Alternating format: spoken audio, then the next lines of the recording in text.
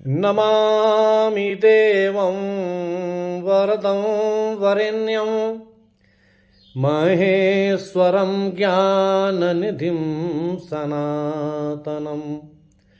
नमामि देवाधिपतीश्वरं हरं सदा सुखाढ्यं जगदेकबान्धवम्। जगदेकबान्धवम् यानी संसार का एकमात्र कोई बंधु है तो भगवान शिव हैं। और वह शिव कैसे हैं? तो देवताओं के अधिपति हैं, देवाधिदेव हैं, महादेव हैं। ऐसे शिव को मैं नमस्कार करता हूं। तो वह शिव कैसे हैं कि नमामि देवं वरदं वरेण्यम। ऐसे शिव को नमस्कार करता हूं जो वरदानी हैं। नमामि देवं वरदं वरेण्यम, जो वर देने में श्रेष्ठ हैं। और कैसे हैं? तो ज्ञान निधिम सनातनम, और ज्ञान के निधि हैं और सनातन हैं। ऐसे महादेव को मैं नमस्कार करता हूं। अब मैं भगवान शिव के जो 5 अवतार जो प्रमुख रूप से जो लिए हैं, वह 5 अवतार भगवान शिव कब कब ग्रहण किए हैं। पूछते हैं सौनक जी से, हे ऋषिवर, यह बताने की कृपा करें कि भगवान शिव के 5 मुख हैं, पंचवक्त्र भगवान शिव हैं।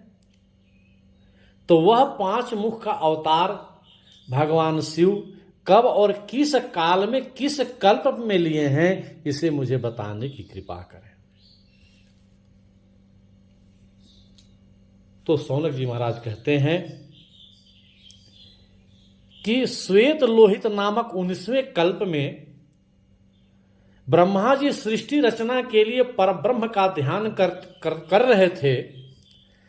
तब भगवान शिव ने प्रथम अवतार लिया था जिसका नाम था सद्योजात। और वह कैसे थे? तो ये श्वेत और लोहित वर्ण के शिवधारी शिखाधारी ब्राह्मण कुमार के रूप में अवतरित हुए थे। और भगवान शिव ने उन्हें सद्योजात मंत्र देकर ब्रह्मा जी को सृष्टि रचना के लिए योग्य बनाया। सद्योजातं प्रपद्यामि सद्योजाताय वै नमः। भवे भवे नाति भवे भवस्व मां भवोद्भवाय नमः। ब्रह्मा जी को भगवान शिव ने सद्योजात के रूप में यही मंत्र प्रदान किया और कहा, हे ब्रह्मा जी, मेरी स्वरूप का ध्यान करके आप मंत्र की साधना करें, ध्यान करें। इसके प्रताप से आप सृष्टि रचना में आप योग्य हो जाएंगे। तो भगवान शिव का यह प्रथम जो अवतार हुआ था वह सद्योजात के रूप में हुआ था। इसके बाद रक्त नामक 19वें कल्प में रक्त वर्ण ब्रह्मा जी पुत्र कामना से परमेश्वर भगवान शिव का ध्यान कर रहे थे। तब उस समय लाल रंग के वस्त्र आभूषण धारण किए हुए भगवान शिव ने वामदेव के रूप में दूसरा अवतार धारण कर ब्रह्मा जी को अज्ञान हटाकर सृष्टि रचना करने की शक्ति प्रदान की थी।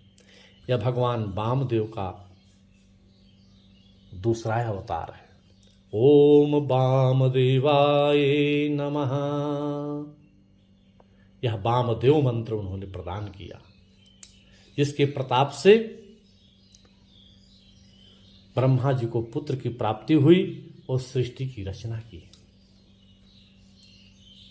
यह भगवान शिव का वामदेव के रूप में दूसरा अवतार था। पीतवासा नामक 21वें कल्प में सृष्टि रचना करने के लिए जब ब्रह्मा जी काफी व्यग्र हो उठे थे, तब भगवान शिव ने पीला वस्त्र, पीला माला, पीला चंदन धारण कर तत्पुरुष के रूप में दर्शन देकर गायत्री मंत्र का उपदेश दिया गया था। तत्पुरुषाय विद्महे महादेवाय धीमहि तन्नो रुद्रः प्रचोदयात्। इस मंत्र के प्रभाव से ब्रह्मा ने सृष्टि की रचना की और रचना करने में समर्थ हुए। यह एक प्रकार से भगवान शिव का यह शिव गायत्री मंत्र है। जो भगवान शिव के इस गायत्री मंत्र का जप करता है, इस शिव गायत्री का ध्यान करता है, उसे हर प्रकार से मंगल ही मंगल होता है। वह व्यक्ति शक्तिशाली होता है, निरोगी होता है और पूर्ण रूप से स्वस्थ होता है। उसकी सारी कामनाएं पूर्ण हो जाती हैं। यह भगवान शिव का तत्पुरुष अवतार है। इसके बाद शिव नामक कल्प में जब ब्रह्मा जी चिंतित हुए, तब भगवान शिव ने पिंगल वर्ण, काला वस्त्र, काली पगड़ी, काली जनेऊ, काला मुकुट, काला चंदन धारण कर अघोर नामक अवतार धारण कर ब्रह्मा जी को अघोर मंत्र प्रदान करके सामर्थ्यवान बनाया था। यह भगवान शिव का अघोर अवतार है। भगवान शिव का चौथा अवतार अघोर अवतार है। और भगवान शिव ने जो अघोर मंत्र ब्रह्मा जी को प्रदान करके चिंता से मुक्त किया था, वह मंत्र है ओम अघोरेभ्यो अथ घोरेभ्यो घोर घोर तरेभ्यः सर्वेभ्यः सर्व सर्पेभ्यो नमस्ते अस्त्र रुद्र रूपेभ्यः। यह भगवान शिव का अघोर मंत्र है। जो व्यक्ति इस अघोर मंत्र का जप करता है, उसके घर में कभी भौतिक बाधा नहीं आ सकती। कई लोग यह बोलते हैं कि हमारे घर में, परिवार में कोई अघोरी क्रिया कर दिया है, कोई तंत्र क्रिया कर दिया गया है। तो अगर व्यक्ति अपने घर में भगवान शिव के अघोर रूप का धारण करके, अघोर मंत्र का ध्यान करके, अघोर मंत्र का जप करके नित्य हवन करता रहता है, अघोर मंत्र का जप करता रहता है, उस व्यक्ति के घर में किसी प्रकार की तंत्र बाधा, भौतिक बाधा नहीं हो सकती। वह घर पूर्ण रूप से शुद्ध, स्वच्छ और हर प्रकार से सुख देने वाला हो जाता है। भगवान शिव का यह अघोर मंत्र परम कल्याणकारी होता है। भगवान शिव ने अपने अघोर रूप और अघोर मंत्र का वर्णन तथा ब्रह्मा जी को यह अघोर मंत्र प्रदान किया था। और इस अघोर मंत्र के प्रताप से ही भगवान ब्रह्मा सामर्थ्यवान बने थे। यह भगवान शिव का चौथा अवतार है। पांचवा, विश्व रूप नाम के कल्प में जब ब्रह्मा जी ध्यान कर रहे थे, तब भगवान शिव उज्ज्वल वर्ण के समान सरस्वती सहित ईशान के रूप में पांचवा अवतार धारण कर ब्रह्मा जी को सन्मार्ग का उपदेश देकर कृतार्थ किया था। ओम ईशान, ईशान मंत्र दिया। यह ईशान मंत्र, ईशानः सर्वविद्यानां